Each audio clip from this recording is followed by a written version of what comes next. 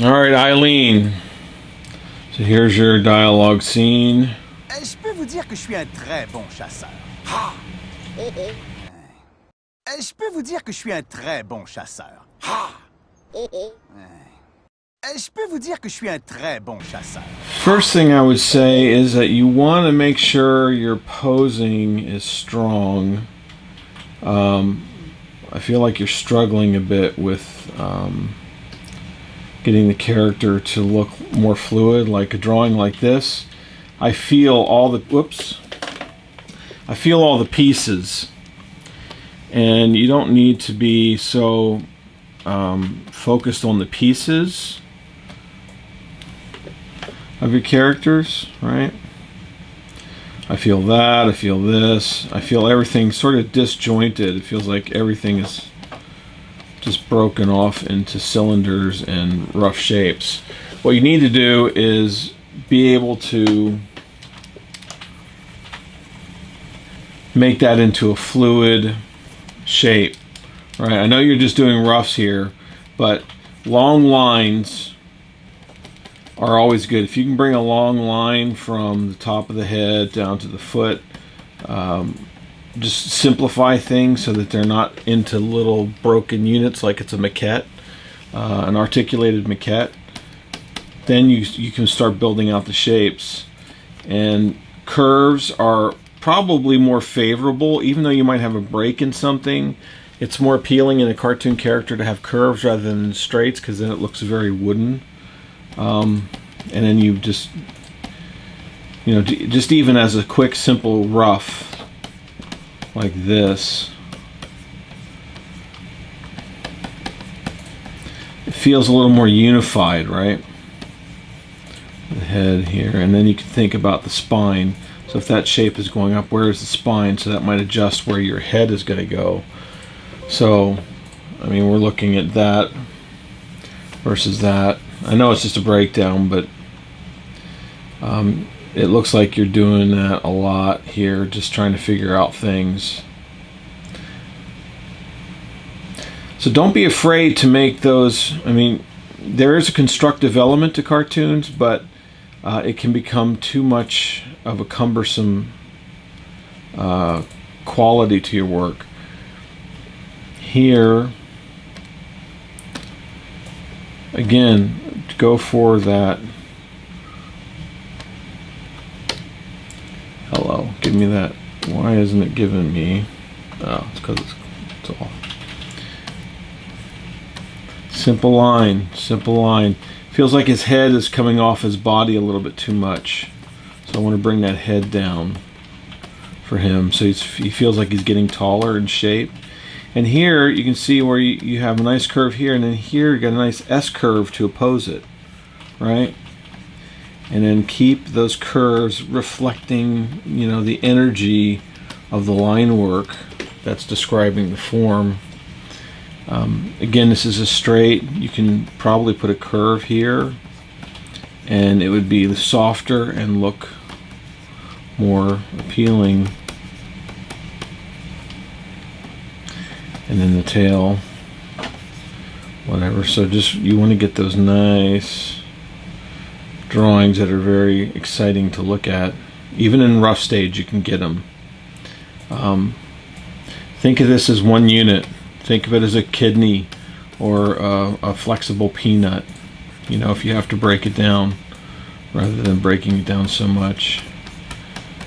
And then here his foot would actually be more like that, because you're making his legs a little bit long. That's nice. If you want the shoulder up, bring it up and then drop the other shoulder, because that'll give it that sense, right, of that shoulder being up. And so he would actually be tucking his head against it in a sense, right, if you put that in there. And then since you have these curves, lines of actions, have the tail follow those curves and sort of complete them, so that it's a progression of shapes and curves that are working together. Right?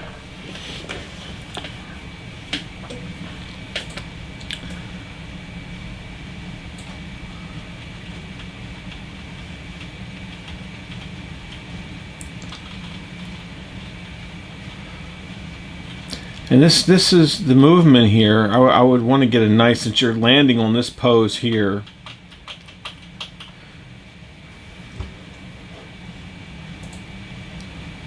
Make sure that pose is beautiful, even at a rough stage.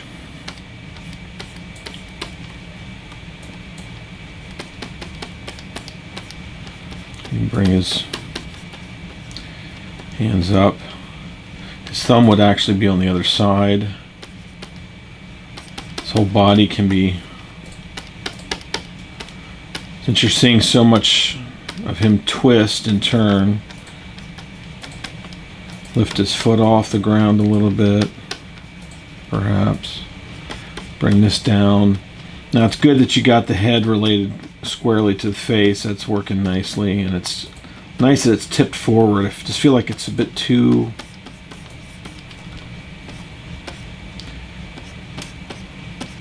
So if we put his head here, looking like that.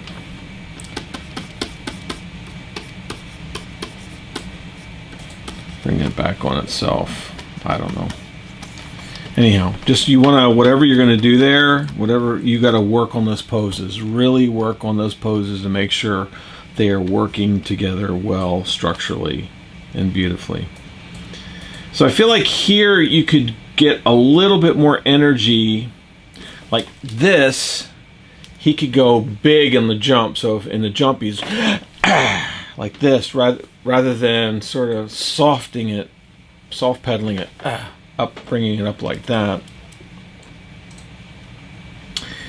And then here, this is a nice smear drawing you've got here. And if you're going to go that strong here, I'd want to see more of a squash or an anticipation before he jumps. So you've got a little bit of an anticipation there, but you've got him leading as well. But I would want to, I think it would be more effective if this drawing was more down. He could be turning his head, looking, right? But I want his whole body over more. He could be lifting this up in anticipation, this foot. This one would be squashed more.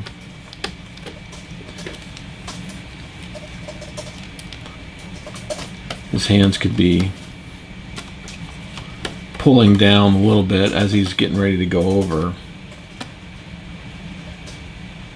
Because if it goes from here to here, oops, well, you can't really see that.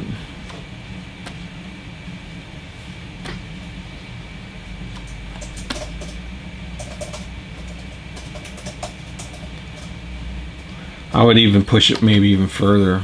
Since it's such a big dramatic movement, you can move all that over. And don't be afraid just to work as scribbly as I am right now and erase stuff, because you see I'm getting rid of stuff. Why would I waste my time, you know, making those things all figured out in construction and detail if I'm just going to be doing this and moving it?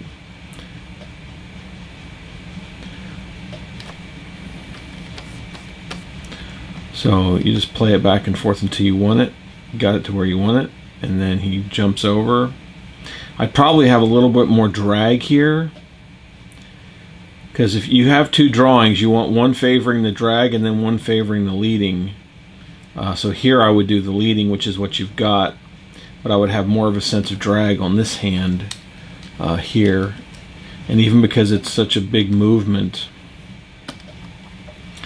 I would want a sense that he's still, I mean, even though his eyes are over here, that there's still this drag happening with the feet. I would even exaggerate it on the feet, because it's, you're not really watching this, you're not seeing this pose, but you are, and you're missing that, I think, because you're spelling it out a little bit much. You want to have more of a stretch on that rather than a take up, right?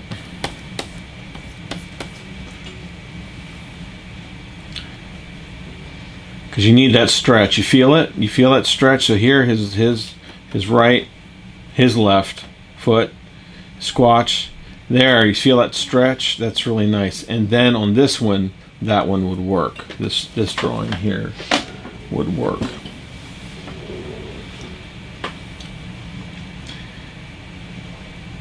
And this is nice what you did here. I like that, you know, you're changing the pose, which in a normal production you don't ever want to do, especially unless you got specific direction or you have the freedom like here where you do have the freedom to make that decision. But in a normal production you don't want to do that. So you have him grabbing, which is a nice pose. I like this pose. I think this is a really cool place to take him. I would just get him, I would exaggerate it a little bit more, maybe, with him looking down there. The teeth are nice. I'd bring his ears forward. More of a sense of a stretch. The bony parts are back behind here that you can play with. And this is really nice. Sense of a grab here. And his belly would stick out more than his knee, perhaps, here. But it would be nicer to have, I think, have his rump sticking up in the air. Then you have a nice little fuzzy thing going on.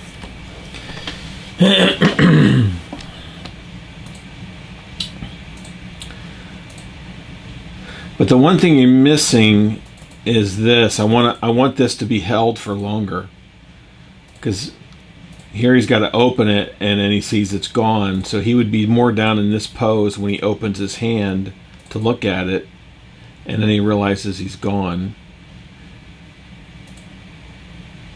And the mouse timing is fine. Him peeking up there because he's laughing because he escaped. So again, that was a timing thing that I know you were constrained by. But it would have been, yeah. Then you go into this pose here. I think the scene is more about him not catching it than him just accepting it. Like, so you're spending a little bit too much time in terms of your the phrasing and timing. A little bit too much here with the you know, that's nice again, but make sure this is all connected. Make sure your characters are connecting and they feel like they're organic unit all together. Just simple shapes. Again, you don't have to bring in curves against straights wherever you can. That always makes very pleasing characters. And if you have to, do mitts. If you can't, you know, if you don't want to get too lost in all the details of the fingers, you can come back later and deal with that. But you need to work on those poses. And in this case, I would probably draw 5 or 6 more of these different variations of this pose to find one that's actually working functionally, structurally, and one that's more appealing. And then you have him sitting down, which is an interesting idea. Have him sit down there and just go, because that's kind of a defeated. That's a nice defeated pose. But again, I think maybe for the point of that scene, it's taking it just a little bit. It's developing it too much. So, but the little mice here, they're cute. I really like what you've done with them, and they're fun. You know, you could probably put a little more action in them, but you know, it's fine for what it is. And this little mouse has a lot of personality. Eating his cheese or whatever he's doing, and then he gets caught and comes out. That's a cute idea.